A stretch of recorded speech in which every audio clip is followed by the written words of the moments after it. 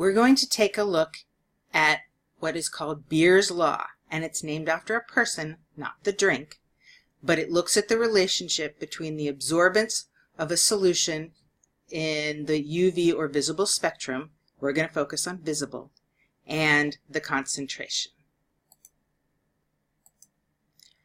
So we're going to look at transmittance first. When you did your investigation, the first thing you did was you did a blank and you calibrated.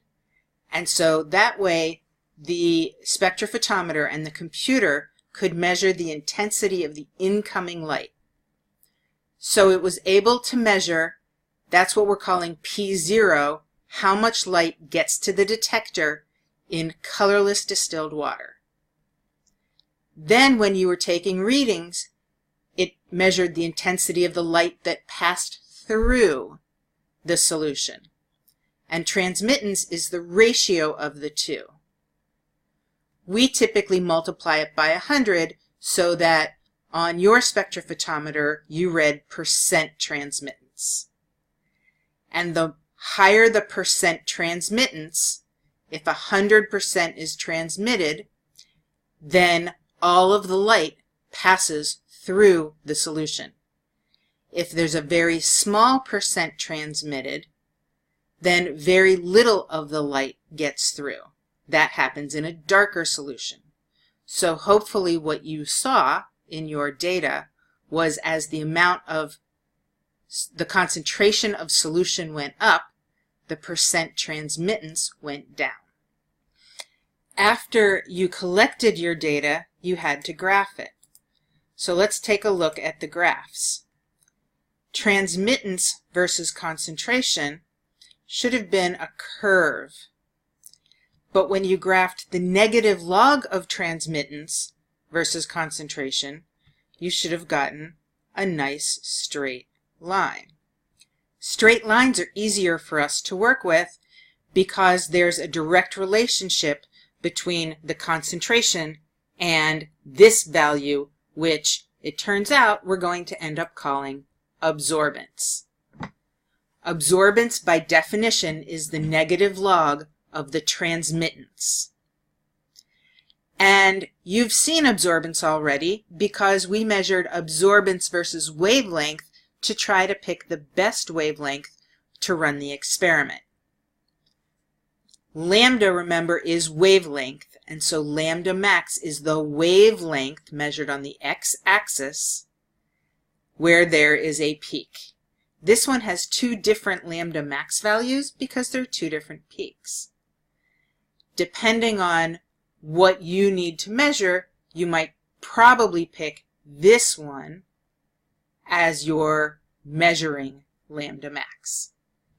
And so that's what we did in this second graph, where concentration is on the x-axis, absorbance at the lambda max is on the y-axis, and we're measuring and plotting different values. And the slope, remember rise over run, is the absorbance over the concentration. What Beer's law tells us is that absorbance is directly proportional to the concentration of the solution and to the path length.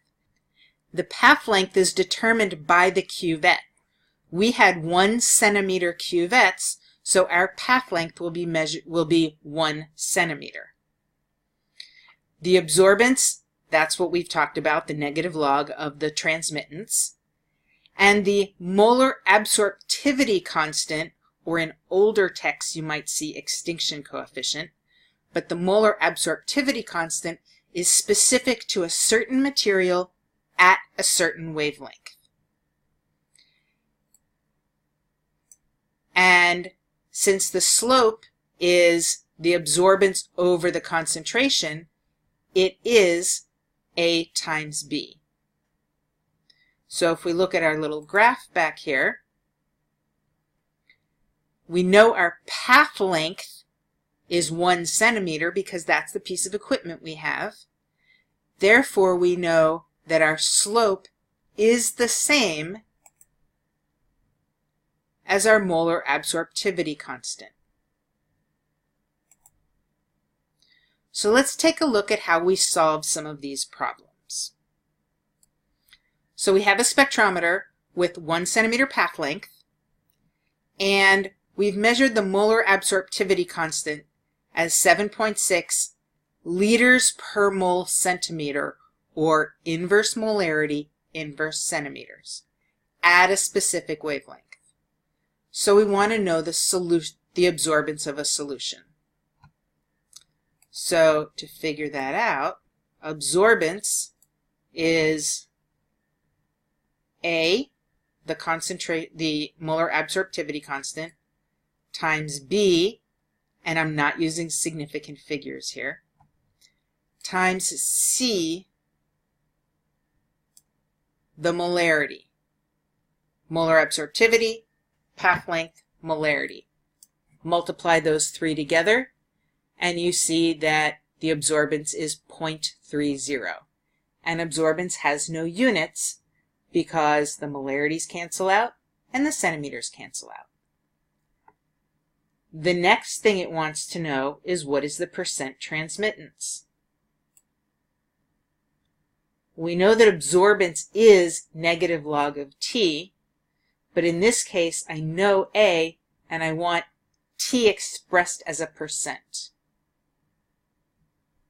So I'm going to rearrange the equation a little bit. Negative A equals the base 10 log of T. So I can do 10 to the on both sides.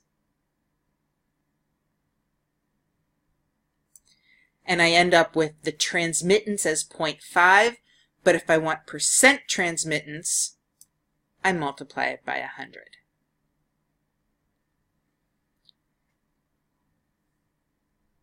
For a second substance, we have a different molar absorptivity constant at a different wavelength. This one, I want to know the absorbance when I know the percent T. So I know that absorbance is negative log of T. So it's negative log of the transmittance, not 62, 0.62.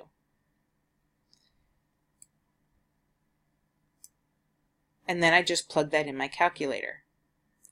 And to find the molarity, I know A, I know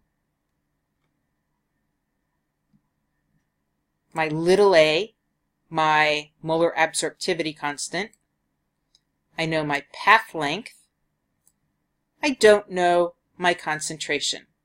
But at this point, I have three numbers and a variable. I can solve for the variable, and to two significant figures, 1.7 times 10 to the negative 4th moles per liter. So why don't you pause the video and try the ones on the next slide. When you're ready, turn the video back on. All right, I hope you were able to figure out these problems.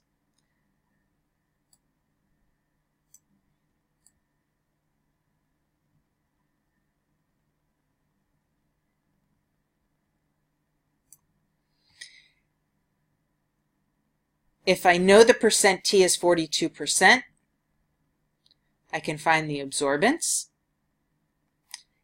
If I know the absorbance, I can find the molarity. So this would be 27.5 micromolar. Now if I increase the path length, then I'm going to increase the amount of light that gets absorbed, because there are more molecules between the source of light and the detector. So if I double the path length, I double the absorbance. Try the next page. All right, hopefully you've found all the answers to these. So